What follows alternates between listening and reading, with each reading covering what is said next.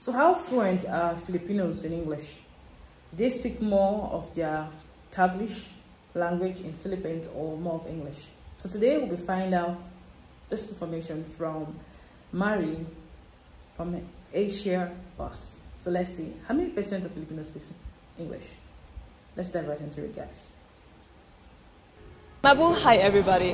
Ako po si Marie from Asian Boss. Did you guys get that?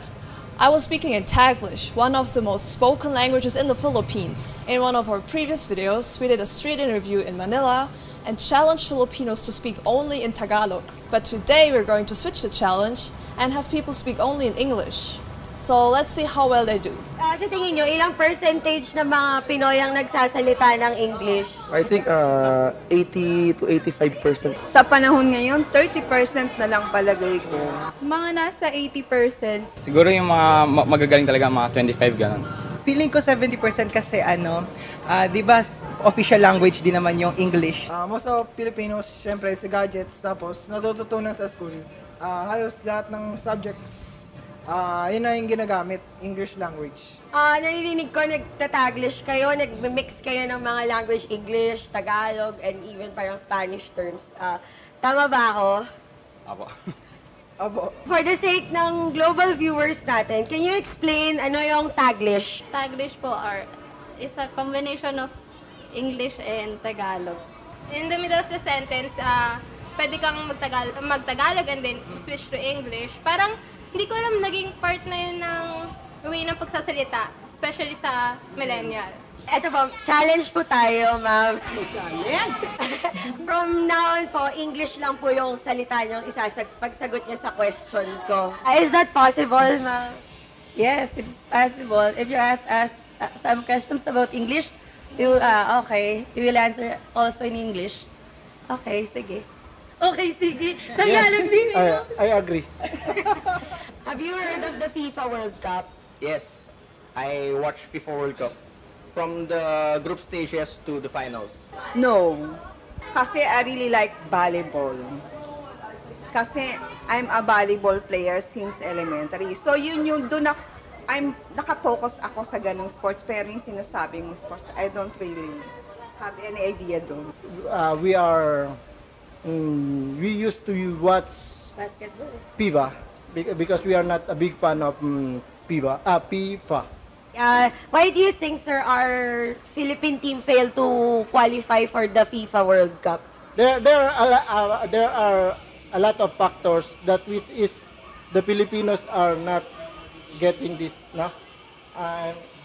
That is for my side.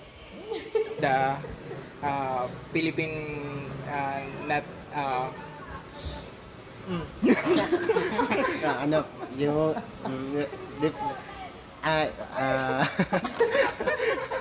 because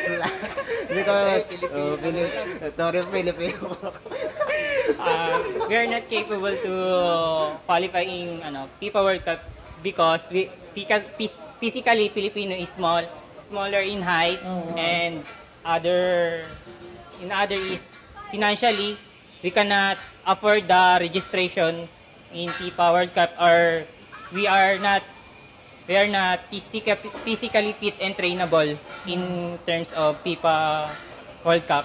What do you think should our Philippine government do or athletes do in order for them to be included in international competitions in the future?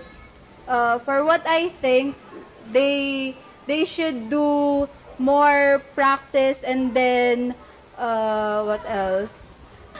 For the government, of course, they should help the athletes to, like like giving them support. Yeah, pwede na po tayo mag-Taglish ulit. How was the challenge, ma'am? Ang hirap. Mahirap. Mahirap kasi hindi ako nakapagsalita ng diretsong English. Very challenging. Pa yung iba. See? In a scale of 1 to 10, how difficult it is? 5. Yes. 5 is for the English and 5 for the Tagalog. it's fine, it's fine. Siguro medyo prepared naman ako to speak in English because I am a future educator. So medyo talagang inaral ko yung English para may deliver ko yung lessons ko in the future. Kahit naman like English subject namin, pinagtatagalog pa rin kami ng teacher namin, pinagpi-Filipino pa rin kami. So, yun, hindi rin kami masyadong straight English ganun.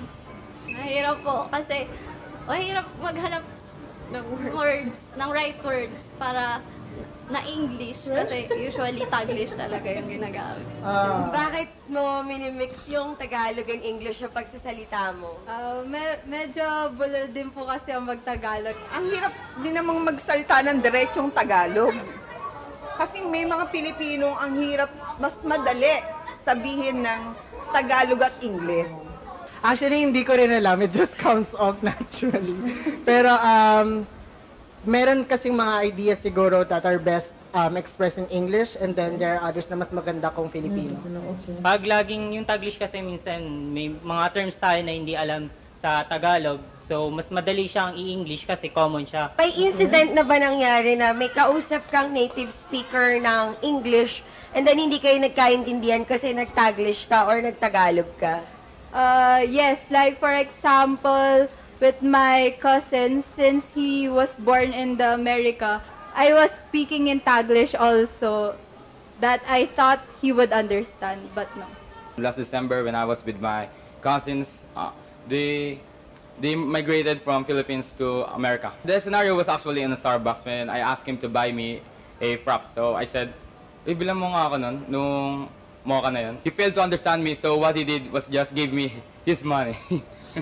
Sa opinion niyo po, ano ang tingin ng society ng Filipino sa isang fluent magsalita ng English?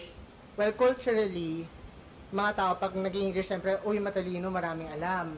So, parang mga iba, natatakot siguro mag-English kasi baka kutsain, gano'n. Mas higher yung tingin sa'yo ng mga tao.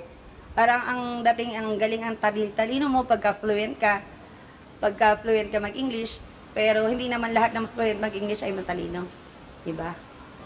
Alam naman po natin yung mga Filipino, lagi pong nagpupunta sa iba't ibang lugar, ganun. Mas good po kasi para makasabay po sila sa mga tao, maging confident po sila na makipag-usap sa mga tao, ganun. Kasi tingin nyo ba, dadating yung time na hindi na magsasalita ng Tagalog or Taglish yung mga Filipino in favor ng English lang, ng speaking fluently in English? Feeling ko po parang dadating po, pero sana wag naman. I think din na hindi yun mangyayari kasi sa panahon ngayon talagang, di ba, binibigyan na ng importansya yung wikang Filipino. Kung yung apo ko, alam mo ba, English speaking siya, bata pa. Ngayon, nahirapan kami turuan ng Tagalog. Mali yung gano'n. I can say possible. Yung mga grade 2 ko, grabe hindi talaga marunong mag-Tagalog. Kailangan mo talaga i-translate kung minsan. Sabi ko, buti na lang hindi ako Filipino teacher sa kanila. So, if ever po dumating yung time na yun, sir, ano po sa tingin nyo ang relevance noon sa Philippine society? Parang may negative side din eh. Kasi yung culture natin, yung language natin, mawawala.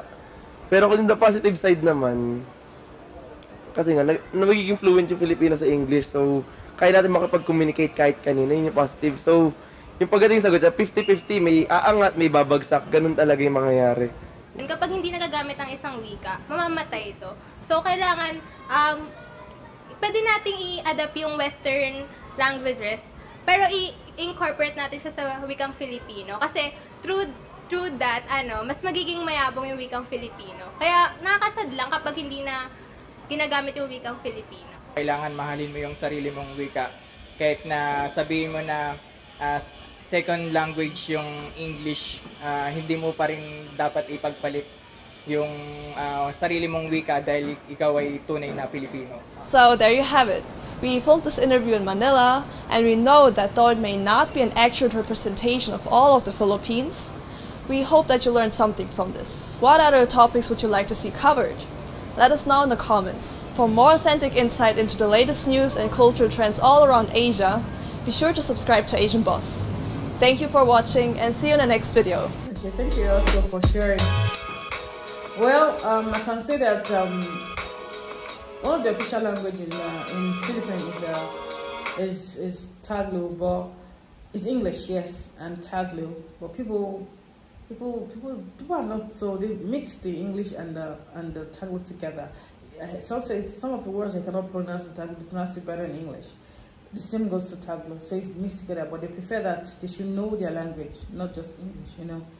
This is very interesting, but I could see they really struggled with the English more, and they could speak Taglish than the English. Hope you enjoyed this, and I'll see you again. Thank you for watching. Bye-bye.